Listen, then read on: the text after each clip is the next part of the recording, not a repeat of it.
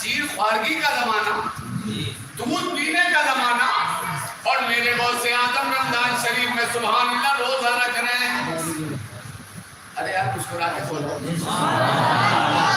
سے زمانے میں روزہ رکھ رہے ہیں جب بچے کو یہ پتہ ہی نہیں ہوتا کہ میں کہاں ہوں؟ اس زمانے میں بھی میرے غوث اعظم نے سبحان اللہ روزہ رکھا. کیا شریعت کی پاسداری ہے صاحب؟ آج مکار پیر بڑی آسانی سے کہہ دیتے ہیں مولویوں کی اور فقیروں کی بنتی نہیں. انہیں پتا ہے کہ جلدی سے ان کا راستہ ہٹا دو.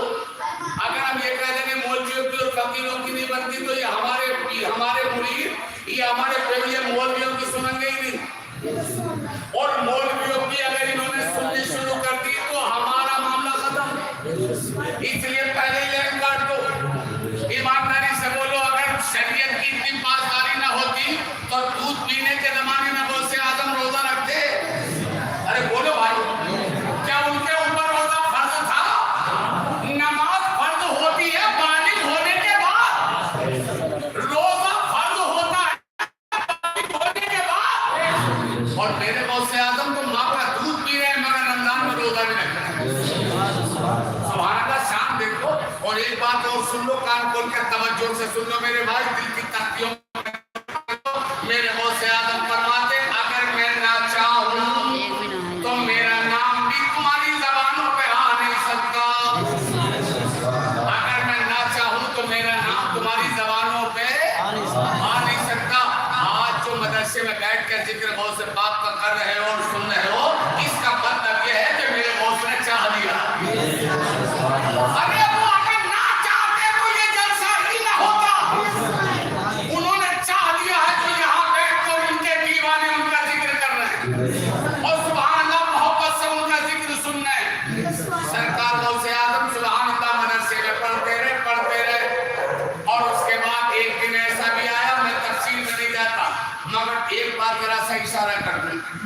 آپ نے بارہا سنا ہوگا والد صاحب نے سیب ہی تو کھایا تھا. یہ بارہا آپ نے سنا ہوگا لیکن اس میں پوائنٹ ہے جو میں بتانا چاہتا ہوں. سیب کھایا تھا, پلائی اجازت.